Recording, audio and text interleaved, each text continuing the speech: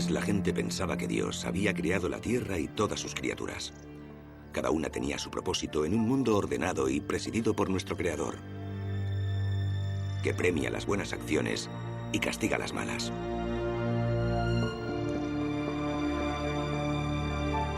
La teoría de Darwin sobre la evolución por selección natural cuestionaba esta cómoda explicación de la vida y nos obligaba a afrontar una verdad perturbadora, en la que los humanos no dominan a los animales, ya que somos animales. Somos el quinto primate. Pero hasta a Darwin le costó llegar a decirlo en voz alta, porque es algo que pone en duda nuestra confianza en los otros seres humanos. Nuestra moral y nuestras formas se convierten en una simple fachada. Si el motor de la evolución es la lucha por la existencia, ¿cómo es que los humanos no nos regimos por la competencia despiadada? ¿Se podría decir que el genocidio y las limpiezas étnicas son una estrategia de supervivencia? En este programa quiero afrontar el problema que Darwin planteaba en El origen de las especies, la evolución del ser humano. Quiero saber qué significa para nosotros evolucionar. Es urgente dar respuesta a esta pregunta, ya que la religión ataca cada vez más el darwinismo, porque, según su punto de vista, justifica el egoísmo y el barbarismo. A lo largo de mi carrera, he luchado para reconciliar mis valores liberales con la cruel guerra que es en realidad la naturaleza, tal como demostró Darwin. Así que les llevaré al corazón de la oscuridad darwiniana, donde intentaré hallar la respuesta y cierta esperanza. La selección natural es la fuerza motriz de nuestra evolución, pero eso no significa que la sociedad tenga que regirse según las directrices darwinianas. Como científico, me emociona la selección natural, pero como ser humano, aborrecería que fuera el principio que organiza la sociedad.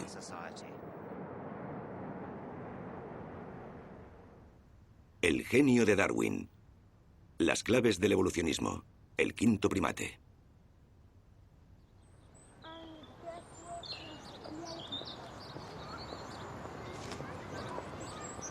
La evolución por selección natural es una idea muy simple. Durante miles de generaciones, en una lucha por la existencia, las variaciones ventajosas han conseguido sobrevivir. Es el proceso que moldea la vida para transformarla en formas más especializadas. Estas formas incluyen a los primates: gibones, orangutanes, gorilas, chimpancés y nosotros.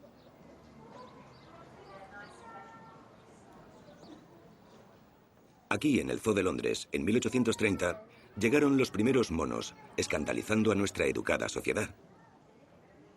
La reina Victoria los encontró desagradablemente parecidos a los humanos.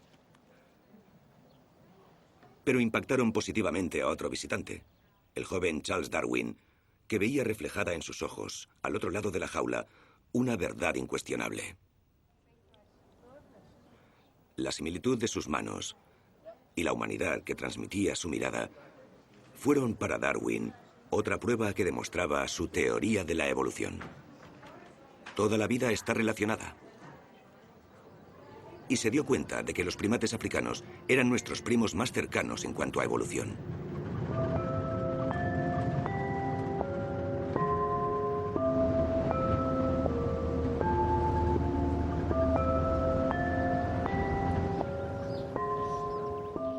África Oriental, mi lugar de nacimiento, y lo que es más importante, el lugar de nacimiento de la especie humana.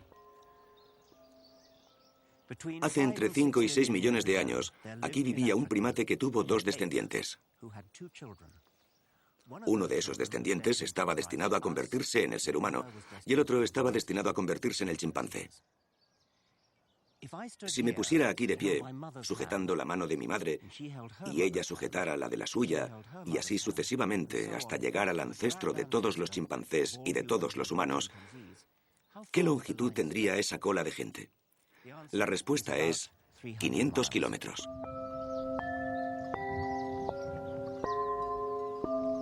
A lo largo de una cola tan corta, los fósiles encontrados dan fe de unos cambios extraordinarios. El paleontólogo Richard Leakey y su familia han descubierto una prueba sólida en el Valle del Rift, en Kenia, que registra la evolución de los ancestros del ser humano. Hace 1,9 millones de años encontramos calaveras como esta. Pertenece a la especie Homo habilis, con un gran cerebro y una cara ancha y chata, que probablemente es el ancestro del Homo erectus que apareció en África hace 1,8 millones de años. Este es el ancestro del Homo sapiens. Vivió durante 1 millón de años con estas características que luego darían paso a una criatura con el cerebro más grande y que se parece mucho más a nosotros. Con esto mucho más abombado, el cerebro se ha expandido y se parece más al cerebro humano en cuanto a tamaño y forma. Y al llegar a nosotros, todos los anteriores han desaparecido del registro de fósiles. Por eso sabemos que los pasos más importantes de la historia del ser humano se han dado en África. A menudo me encuentro con gente que me dice que no quieren que nadie les llame primate. ¿No le parece un rechazo visceral?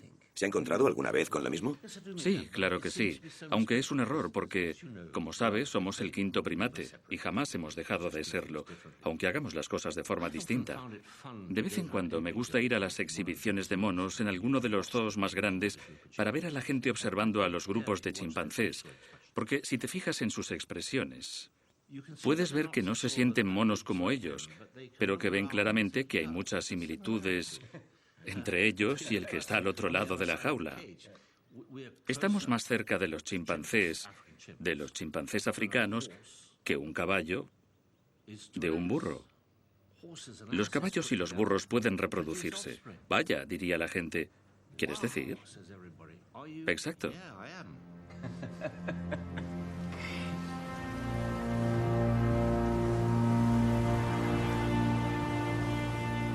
Es ciertamente inquietante pensar que, en términos de evolución, estamos tan cerca de los chimpancés que seguramente podríamos aparearnos con ellos. Somos el animal humano.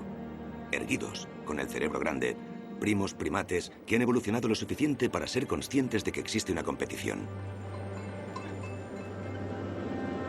Como biólogo, me he preguntado sobre las implicaciones que conlleva todo esto, lo que dice sobre nuestra sociedad humana actualmente. Pero a casi la mitad de la gente del mundo les horripila tanto la idea darwiniana sobre nuestros orígenes que no quieren creérselo.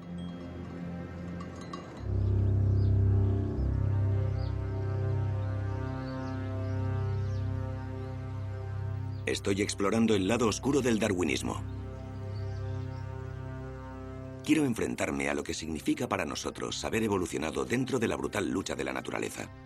¿Por qué debería amar al prójimo el quinto primate? Pensar en nuestro origen animal puede molestar a la gente. Si se lee en El origen de las especies, la obra maestra de Darwin, en la que plantea la teoría de la evolución, solo encontrarán un puñado de pasajes que hacen referencia al origen del ser humano. El hombre estaba hecho a imagen y semejanza de Dios, y tenía el dominio sobre todas las bestias. Eso significaba ser humano.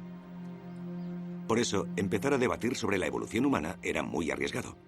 Darwin no se atrevió a profundizar en ello y simplemente escribió al final del libro: arrojaremos luz sobre el origen del hombre y de su historia. Pero cuando el libro se publicó en 1859, todo el alboroto se armó alrededor de las implicaciones que suponía para la humanidad. Porque solo éramos monas vestidas de seda. La evolución pasó a conocerse como la teoría del mono. Pero esta disputa todavía no ha terminado. En Kenia, la cuna de la humanidad, hay grupos religiosos que intentan detener la inauguración de una exposición de fósiles humanos en el Museo Nacional. El registro de fósiles de nuestros ancestros humanos me fascina particularmente. Estos huesos son mucho más preciosos que las joyas de la corona. Este es el niño de Turkana, un Homo erectus de 1,5 millones de años. El esqueleto humano más completo jamás encontrado. Es una de las reliquias más preciadas de todos los museos del mundo. Sería una gran lástima que no pudieran exhibirse a causa de las presiones.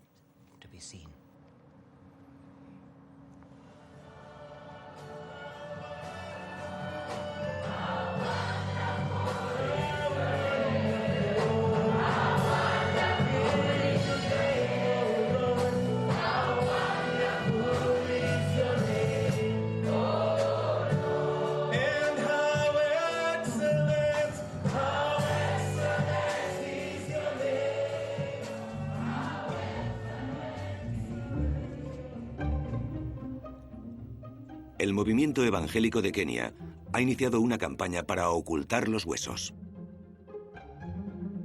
Curiosamente, yo nací justo en la casa de al lado de la iglesia donde el obispo Bonifaz Adoyo lidera su protesta. Obispo, ¿cómo está? Le agradezco que haya accedido a reunirse conmigo. Y yo me alegro de conocer al gran profesor. De acuerdo, pasemos. ¿Sabe que yo nací justo cruzando esta calle? No, a mí me han dicho que al otro lado. Bueno, eso ya lo discutiremos más tarde. Desde el principio estaba claro que no íbamos a estar de acuerdo en nada.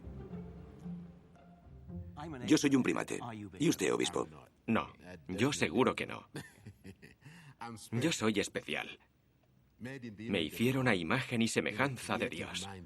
Dios, que lo creó todo, me hizo. Y esa es la diferencia entre el primate y yo. Pero yo soy un primate africano, y estoy orgulloso de serlo. ¿No cree que deberían poderse exhibir las pruebas para que todos las vieran y pudieran decidir por ellos mismos? Sí, claro, todo el mundo debería poder decidir, sí. No estoy en contra de que las exhiban. Estoy en contra de que quieran relacionarlo con la evolución. Verá, es que solo se trata de eso, porque no solo las muestran, sino que... Así que le gustaría que las exhibieran, pero sin los mensajes evolucionistas. Claro, porque en realidad son calaveras completamente humanas. Bueno, eso no es cierto. Son mucho más pequeñas que las nuestras y tienen mucho menos cerebro. Las que tienen 3 millones de años tienen el mismo tamaño de cerebro que los chimpancés. Hasta las piernas traseras se parecen. Ese fue el primer paso para convertirse en humano. Y el siguiente paso fue el niño de Turkana, que tiene un cerebro más grande. Y el paso final fue un cerebro aún más grande, que es el nuestro. Pues si ese fue nuestro origen y evolucionamos hasta este nivel, ¿por qué esos chimpancés no han evolucionado hasta convertirse en humanos? ¿Por qué no se han extinguido? Porque cuando nosotros llegamos a este nivel, ellos deberían haber desaparecido. No, porque no funciona de esta forma. No descendemos de ellos. Somos sus primos. Nosotros y ellos tenemos un ancestro común. Están los chimpancés y estamos nosotros, que venimos del mismo ancestro. Ese ancestro común no fue un chimpancé ni tampoco un humano. Era otra cosa que por un lado evolucionó hasta ser un chimpancé y por el otro hasta ser un humano. Así que los chimpancés también han seguido evolucionando al igual que los humanos. Vale. Y seguramente seguirán evolucionando, pero no podemos predecir hasta dónde nos llevará.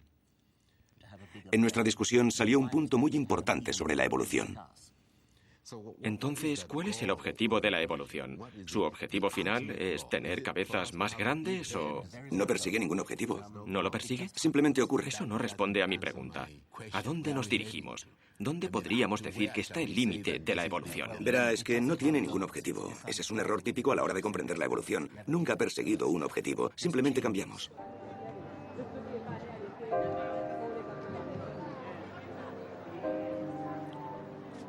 Esto es crucial para entender la evolución por selección natural. Hay que comprender que no es un plan a gran escala con sus objetivos.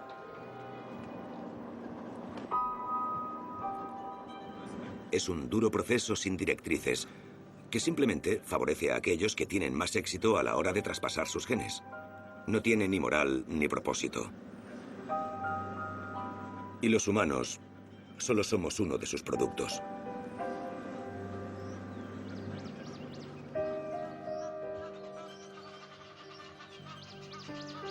Darwin bajó al hombre de su pedestal y lo convirtió en un animal como el resto. Nosotros evolucionamos en la dura competición de la naturaleza. ¿Qué significa eso para nosotros y nuestra sociedad? Para empezar a resolver este problema, tenemos que entender qué es la naturaleza en todo su brutal esplendor.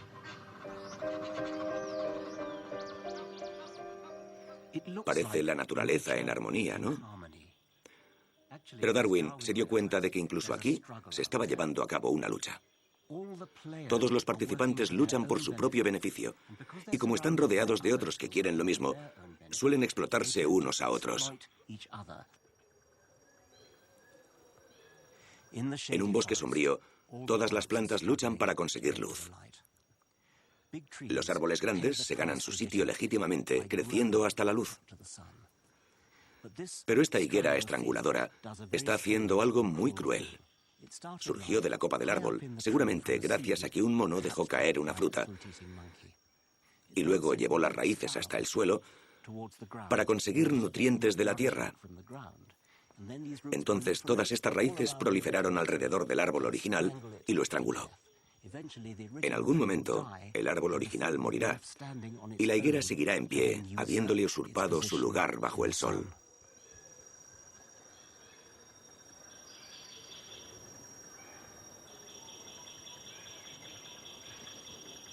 La cruda lucha por la supervivencia en la naturaleza ha sido la fuerza motriz que ha movido la evolución de la vida.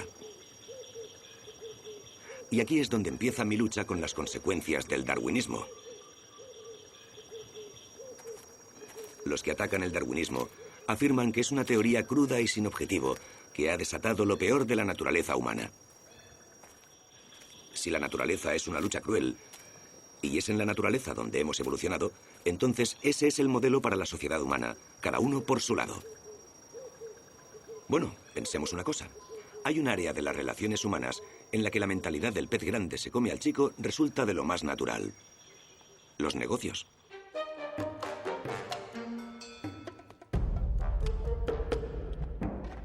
Ciertos elementos de los negocios siempre han estado de acuerdo con lo que percibían que era el mensaje de Darwin. Los fuertes deben sobrevivir y los débiles morir. Esto parece justificar un capitalismo sin medida que niega la ayuda al pobre. Varios de los grandes emprendedores de principios del siglo XX, como el magnate del petróleo Rockefeller, eran darwinistas sociales confesos. Creían que el progreso humano pasaba por moldear los negocios y la sociedad a semejanza de la naturaleza. Una lucha constante en plena jungla. Hoy, los gigantes de la industria del petróleo se alzan como monumentos a Rockefeller, el arquitecto de la nueva era de los negocios. Hoy he venido a una convención de emprendedores en Londres para observar de cerca al animal de los negocios de hoy en día. Mi mejor amigo es un broker de la City y tiene tanto dinero que no sabe qué hacer con él y se ha ofrecido a ayudarme. Vale, no tengo clara una cosa. Sí. ¿Qué está haciendo aquí? Para presentarme, supongo que debería poner las cartas sobre la mesa. No me gusta la contratación actual de la industria en general. Durante mucho tiempo, la gente se ha fijado en las similitudes entre los sistemas económicos y los sistemas biológicos, y particularmente la noción de la competición que hay en ambos sistemas. Cuando los negocios compiten, podemos pensar en ellos como diseños. Podrías tener un diseño de un banco o de la forma de dirigirlo, y cada uno de los bancos que hay a lo largo de High Street tendrían un diseño ligeramente diferente. Y la competición evolutiva es una competición en la que tú te paseas por High Street y vas decidiendo qué banco quieres contratar, qué diseño responde mejor a tus necesidades. Así que, ¿son primates empresarios luchando por la supremacía sin compasión? ¿No será más una postura que una realidad? ¿Cree que existe el riesgo de exagerar la analogía darwiniana? Sí, creo que sí. La prensa tilda de héroes a los presidentes ejecutivos de estas compañías y a los emprendedores como estos. Y en muchos sentidos lo son, porque trabajan muy duro. Pero el mito está en esos grandes visionarios, en esa gente que pudo predecir el futuro y llevar su compañía en esa dirección. En realidad, los sistemas económicos, al igual que los biológicos, son muy complejos. Y predecir lo que va a pasar a largo plazo es muy difícil, si no imposible. Y lo que hacen algunas compañías, en lugar de intentar adivinar en qué dirección va el mercado, es crear alguna variación en su compañía y luego dejar que el mercado escoja y que los clientes decidan qué productos y servicios prefieren. Estos magnates legendarios que emergieron Fue una suerte que tuvieran éxito en su visión, porque ahora, viéndolo en retrospectiva, se puede decir que simplemente tuvieron suerte. Adivinaron lo que iba a pasar. Bueno, no es por quitarle el mérito al talento de estas personas, pero si nos imagináramos una habitación llena de gente lanzando monedas al aire, si la habitación fuera lo suficientemente grande, uno de ellos sacaría 10 caras seguidas. Y si le preguntaras a esa persona qué ha hecho, te diría que es un experto lanzador de monedas, que todo está en la muñeca. Y eso mismo es lo que ocurre en los negocios. Entonces, el darwinismo en los negocios parece ser, más que una metáfora, una analogía. No podemos decir que sea una ley natural del progreso económico, tal como afirmaban los darwinistas sociales. Pero, ¿se puede aplicar el darwinismo a otras áreas de las relaciones humanas? ¿Y si cogiéramos las riendas de nuestra propia evolución y, en vez de copiar la naturaleza, aceleráramos el proceso de eliminación? Una vez han nacido, los defectuosos son más felices y más útiles en estas instituciones que en libertad, pero hubiera sido mucho mejor que no hubieran nacido jamás. Ya se intentó en el pasado. El movimiento eugenésico de principios del siglo XX pretendía detener la procreación a través de la esterilización obligatoria de los discapacitados. La eugenesia busca la aplicación de las leyes hereditarias para prevenir la degeneración de la raza y mejorar las cualidades naturales. Con este paso se descendió a una pesadilla. Y en su peor versión, la eugenesia se convirtió en una oscura visión tribal usada para justificar el genocidio étnico de la Alemania nazi. La eugenesia no es una versión de la selección natural. Hitler, a pesar de lo que se ha dicho, no era darwinista. Cada granjero, horticultor o criador de palomas sabía cómo obtener los individuos adecuados. Los eugenistas, como Hitler, se aprovecharon de sus conocimientos. Lo que Darwin afirmaba era que la naturaleza puede jugar el papel de criador. A Darwin lo demonizaron por error. Siempre he odiado que se intente justificar la atroz competitividad de los negocios con la teoría de Darwin, o el racismo o las ideologías de derechas. A lo largo de mi carrera he intentado resolver la aparente paradoja de que la cooperación, ser bueno con el prójimo y hasta la moralidad han surgido de la brutalidad de la naturaleza.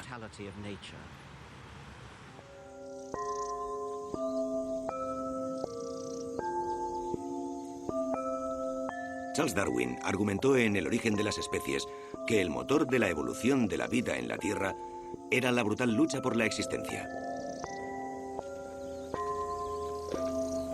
La selección natural puede parecerles cruda a muchos biólogos. Desde luego, la naturaleza puede ser cruel y despiadada. Pero lo que me intriga es lo que parecen ser actos de bondad de la naturaleza. Los gritos de advertencia, acurrucarse en busca de calor y consuelo, y los mimos mutuos. Estos animales están dando muestras de altruismo. Dan algo a sus prójimos a costa de sí mismos.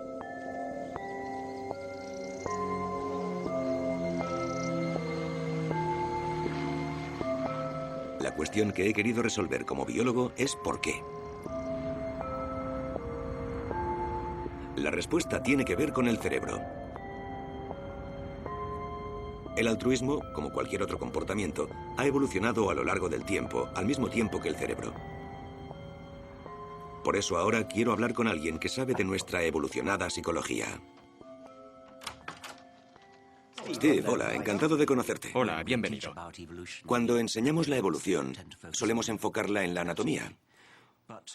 Pero también se podría decir que la psicología o nuestras mentes son órganos evolucionados o sistemas de órganos, ¿no? Sí, y tenemos todos los motivos para creer que la mente es un producto de la actividad cerebral. Resulta que aquí tengo uno. El cerebro es un órgano. Tiene una historia evolutiva y todas las partes del cerebro humano se encuentran en el cerebro del chimpancé y en el de otros mamíferos. Y también sabemos que el cerebro no es solo una red neuronal al azar. Tenemos motivos para pensar que muchos de los productos del cerebro, nuestra percepción, nuestras emociones, el lenguaje, nuestra forma de pensar, Son estrategias para negociar la supervivencia, la educación de los niños, encontrar una pareja, negociar las relaciones. Todos entendemos por qué el deseo sexual tiene un valor de supervivencia darwinista. ¿Está diciendo que los mecanismos para la culpa, la confianza y otros son un poco como el deseo? Porque se puede decir que existe el deseo de confiar o...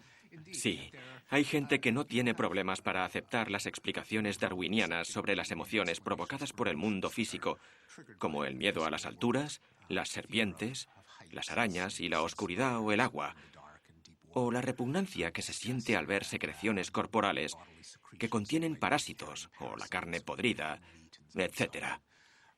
Pero lo que a menudo les choca o les cuesta más creer es que algunas de nuestras emociones morales tienen una base evolutiva, como la confianza, la simpatía, la gratitud. Al igual que el miedo tiene una base evolutiva, podemos analizar las emociones del mismo modo.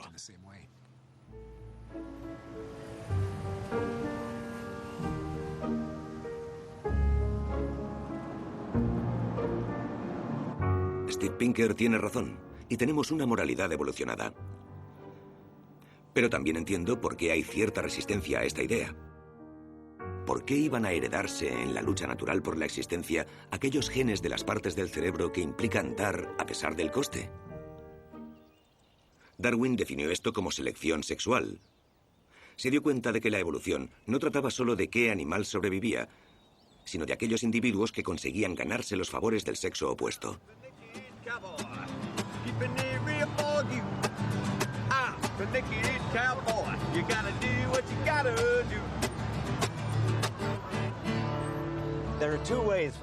Hay dos formas de que un individuo consiga traspasar sus genes a la siguiente generación. Tiene que sobrevivir, pero también tiene que resultarle atractivo al sexo opuesto.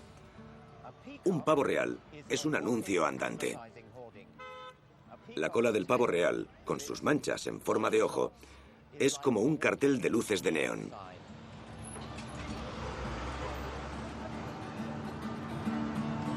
Aquí en los Estados Unidos, quiero encontrar una forma que tienen las mujeres de practicar lo que podría llamarse apareamiento selectivo.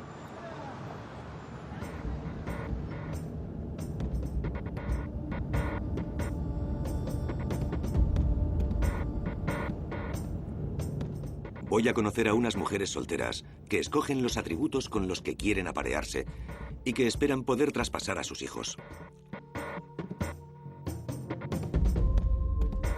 ¿Es posible que la amabilidad y el altruismo sean algunas de las características que buscan? Hola, debe ser Stacy. Sí. Yo soy Richard. Encantada de conocerte. Adelante. Estas mujeres quieren ser madres mediante la donación de esperma. Es una especie de selección natural de alta tecnología. ¿Ha escogido a un hombre del que piensa que podría sentirse atraída? Por supuesto. Yo digo en broma que es como entrar en el Match.com. Pagas por una participación de 3 meses y miras las fotos y, bueno, conozco a muchas mujeres que lo ven así. Buscamos un hombre sano, atractivo, adecuado e inteligente. Quiero esas cualidades para mi hijo. Las mismas que busco en una pareja. Claro. Son las que agradan a la mayoría de la gente, por lo menos así es como lo veo yo.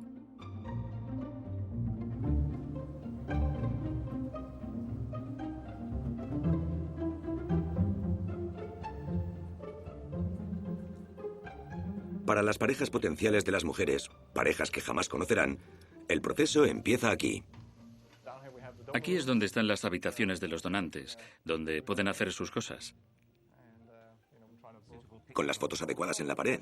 Claro, necesitan material para inspirarse y que les ayude a hacerlo. Pero ¿a quién escogerán? ¿Hay mujeres que quieran a cualquiera al azar? Eso no suele ocurrir casi nunca. Dígame una sola mujer que haya entrado en una zapatería y pida que le den lo primero que encuentren. Eso no ocurre nunca. Tardan en decidirse. Por supuesto. Pero en nuestra sociedad es una idea un poco tabú todo eso de la elección eugenésica. Por eso se puede pensar que haya mujeres que no estén de acuerdo con la elección eugenésica, etc. Pero oiga, esto es Estados Unidos, es la sociedad del contento y del consumismo. La gente está acostumbrada a comprar online y a informarse sobre los productos. Los donantes tienen que proporcionar detalles íntimos de todos los aspectos de su vida. El tamaño del pie, las alergias, el tono de piel, si le cuesta ponerse moreno.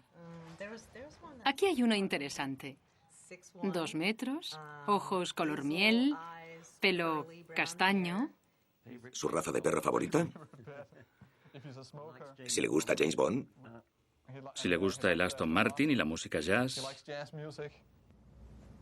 Me gustaría volver al enigma del altruismo.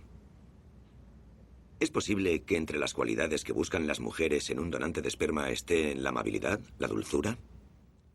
Me interesa este donante porque explica que alguien de su familia tenía problemas para quedarse embarazada y para él era importante poder ayudar a otros que también necesitaran ayuda. Eso me gusta. Lo que me fascina es que las mujeres no solo quieren las cualidades típicas del macho alfa. ¿Sabe? Hay muchas más cualidades que importan, aparte del aspecto o la inteligencia.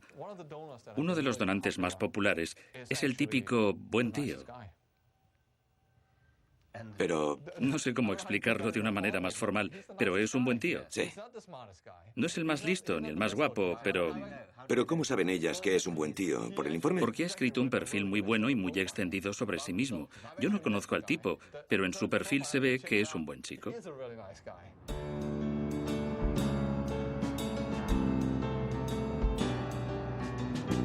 Entonces, ¿qué es lo que ocurre a un nivel mucho más básico? Esto me devuelve a uno de mis antiguos intereses. Cuando empecé a dar clases de biología en Oxford, en los 60, me fascinaba el problema de cómo evolucionan los animales hasta llegar a ser buenos. Esto fue apenas 10 años antes de que Watson y Crick descubrieran las estructuras de ADN y los genes. Y me interesaba cómo esta nueva ciencia de la genética podía responder al misterio del altruismo. Los genes son instrucciones codificadas que construyen cada ser vivo, su cuerpo y su mente. Dan lugar a la nariz característica de una familia y dictan el color de los ojos. Pero estos ejemplos tan solo son la punta visible del iceberg. Y aquí quería llegar. Los organismos como usted, yo, el pulpo, una flor o una jirafa, somos máquinas de supervivencia. Somos los vehículos de los genes que habitan en nuestro interior. Los vehículos que se desechan tras haber traspasado el precioso código de información a la siguiente generación mediante la reproducción. Los genes se copian de una generación a otra sucesivamente. Así que solo ellos son inmortales. Quiero defender el punto de vista de los genes sobre la naturaleza. Los genes que sobreviven son aquellos que proporcionan cuellos más largos, una visión más aguda o mejores camuflajes que ayudan a su vehículo a sobrevivir. Y de este modo, a traspasar esos mismos genes. La supervivencia del más preparado en realidad significa la supervivencia de los genes, porque de hecho, solo son los genes los que sobreviven generación tras generación. Un gen que no cuide sus propios intereses no podría sobrevivir. Ese es el significado de la expresión gen egoísta. Entonces, ¿cómo puede ser que un gen egoísta esté a favor de la bondad? Si los genes luchan egoístamente para hacer más copias de sí mismos, ¿cómo puede ser que un gen alcance ese objetivo egoísta obligando a su vehículo a comportarse de forma altruista? Una parte de la respuesta sería el parentesco. Un gen egoísta puede extenderse por la población mientras su altruismo solo se dirija a otros organismos que tengan el mismo gen. En otras palabras, a su familia. Por eso los genes egoístas construyen animales paternales que protegen a las crías. En términos humanos, los padres que entran en una habitación en llamas para salvar a sus hijos. Es lo que se llama la selección de parentesco. La otra parte de la respuesta es el altruismo recíproco. Si tú me rascas la espalda, yo te la rasco a ti. Cuando los animales viven en grupos en los que se encuentran unos a otros a menudo, los genes que hacen que se devuelvan los favores sobreviven. Los individuos se sacrifican unos por otros. dan comida a los demás, a sus parientes y a otros individuos que se encuentran en posición de devolverles el favor en futuras ocasiones. Los genes egoístas generan individuos altruistas.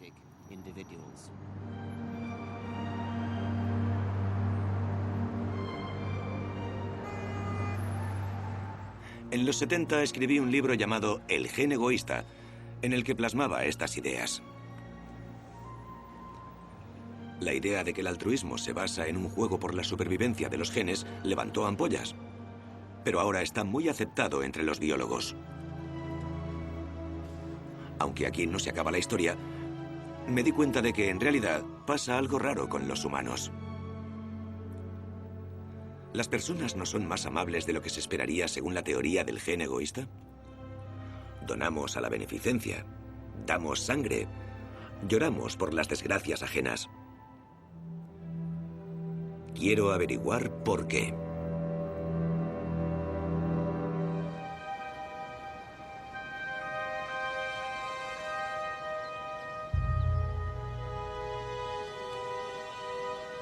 Llevo toda mi vida intentando entender por qué la gente debe ser buena y decente unos con otros. A primera vista, es algo que contradice la visión darwinista de la competencia despiadada. El darwinismo se suavizó porque la construcción de animales altruistas escondía el interés egoísta de los genes. Existen buenas razones genéticas para ciertos actos de bondad. Pero no puedo evitar preguntarme si eso es suficiente para explicar la bondad de las personas o incluso de los chimpancés. El primatólogo holandés Frans de Waal es uno de los críticos de la idea del gen egoísta. Estudia a los chimpancés y cree que nuestros parientes más cercanos demuestran empatía y preocupación más allá del altruismo hacia el prójimo o de la reciprocidad de los genes egoístas. Digamos que ha habido una gran pelea. Muy a menudo algún individuo se acerca al que ha perdido, lo rodea con un brazo e intenta calmarlo, consolarlo. Eso es lo que llamamos comportamiento de consuelo y de hecho ocurre tan a menudo que hemos podido registrarlo. De Waal acusa mi trabajo de promover lo que él llama la teoría de la capa de barniz. Es la idea de que la moral solo es una fina capa de barniz que cubre la inherente maldad de nuestra naturaleza animal. La razón por la que lo llamo la teoría de la capa de barniz es que llevo 30 años leyendo libros que dicen que los humanos no somos inherentemente buenos, sino que somos malos en el fondo. Y si somos buenos, es para causar buena impresión frente a los demás, y que la moralidad solo es una fina capa de barniz que cubre la naturaleza humana. Y yo no estoy de acuerdo con eso. Creo que los fenómenos que has descrito como empáticos son fenómenos que requieren una explicación. Y en mi caso quiero explicarlos en términos del gen egoísta. Los genes egoístas sirven tanto para explicar el comportamiento altruista como para explicar el egoísta. Puede que el problema sea que es un gen que vela por sus intereses, pero la palabra egoísta implica una intencionalidad que provoca que la gente se confunda, porque al decir que tenemos genes egoístas, parece que digamos que somos egoístas, y eso son dos cosas que deberíamos separar. Por supuesto, es una lástima que exista esa confusión, porque la mayor parte de mi libro trata sobre el comportamiento altruista. Sí, mire, en la ideología política también se utiliza. Por ejemplo, en lo que llamamos el darwinismo socialista, que está muy extendido en Estados Unidos. Es una especie de rama ideológica que dice que los animales no son buenos los unos con los otros y que los humanos tampoco deberíamos serlo. No existe motivo por el que, por ejemplo, debamos ayudar a los pobres, porque los pobres deben ayudarse a sí mismos. Y si no pueden y se mueren, no pasa nada. Yo también odio el darwinismo social. Pero eso no significa que tengamos que romantizar la naturaleza o no enfrentarnos a los hechos en cuanto al origen genético del altruismo. Creo que el altruismo se ve favorecido por la selección de parentesco en pequeños grupos dentro de la naturaleza, pero cuando se trata de los humanos ocurre algo especial. Hemos ido más allá de la selección de parentesco. Nuestro mundo ha dado un paso más. Vivimos en poblaciones enormes en el anonimato, no entre semejantes que comparten nuestros genes y no entre gente que esperamos que vayan a devolvernos el favor. Pero aún así, sentimos el deseo de ser buenos. Se nos ha grabado una norma en el cerebro que dice que tenemos que ser buenos con cualquiera que nos encontremos. Y eso funciona en la naturaleza, porque todos los que te encuentras son una pequeña parte del grupo, y de igual modo puede que sean un pariente. Así que cuando veo a otra persona en apuros, llorando o algo parecido, tengo la necesidad casi incontrolable de consolarlo, de rodearlo con el brazo. ¿Qué le ocurre? ¿Cómo puedo ayudarlo? Deja que te ayude.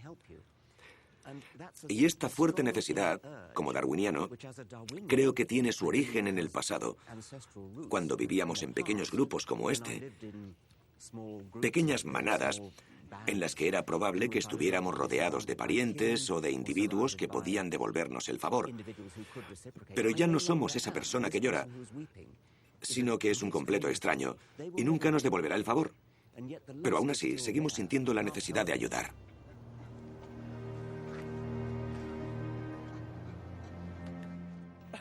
Se le ha caído.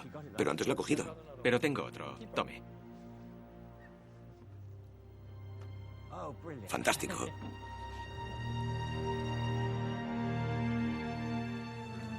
¿Por qué los humanos somos a veces tan buenos con completos extraños? Podría ser porque nuestros genes egoístas son en cierta forma un sentido bondadoso que dirigimos a un objetivo equivocado. Si lo comparamos al deseo sexual, el deseo de copular, a pesar de que usamos anticonceptivos para evitar su propósito evolutivo, sigue latente, porque lo tenemos grabado en los genes. De esa misma forma, sentimos el deseo de ser buenos con los extraños, por la bondad que se nos grabó en la época en la que vivíamos en pequeños grupos de parientes y amigos que nos pagarían con la misma moneda.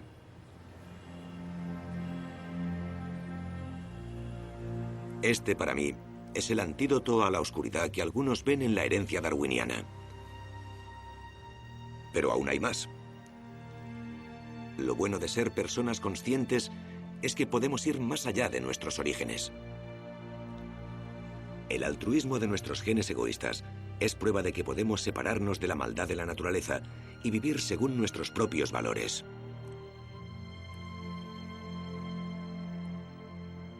Darwin reconoció que los humanos somos la primera y única especie que puede escapar de la fuerza brutal que nos ha creado, la selección natural.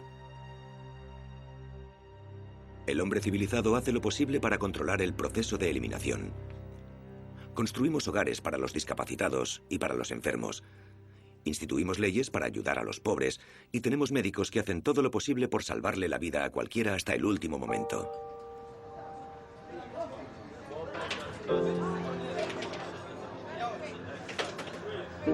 Este es el Club 999 del East End de Londres. Aquí acogen a los menos afortunados, alcohólicos, drogadictos y sin techo, y les dan té y comida. Este altruismo, a mi parecer, es uno de los mayores logros de la civilización humana. Cuidamos a los más vulnerables de nuestra sociedad, cuidamos a los enfermos, proporcionamos bienestar a los necesitados. Necesitan comida caliente para entrar en calor porque algunos han dormido a la intemperie y el frío les ha calado los huesos. Les doy un plato de sopa. ¿Y por qué siente la necesidad de ser buena y amable? Porque fui una niña de la guerra y siempre nos faltaba comida. Y por eso siempre he querido cuidar de ellos lo mejor que pueda. Si tienen hambre, les doy comida. Porque usted pasó hambre de pequeña. Sí. Y no quería que eso le ocurriera a otra gente. Exacto, eso es. Podemos empatizar. Podemos ponernos en el lugar de otras personas. Una sociedad dirigida por las leyes darwinianas sería un lugar cruel y despiadado. Afortunadamente, la selección natural nos dio cerebros más grandes. Con ellos podemos construir una sociedad más benévola, el tipo de sociedad en el que nos gustaría vivir.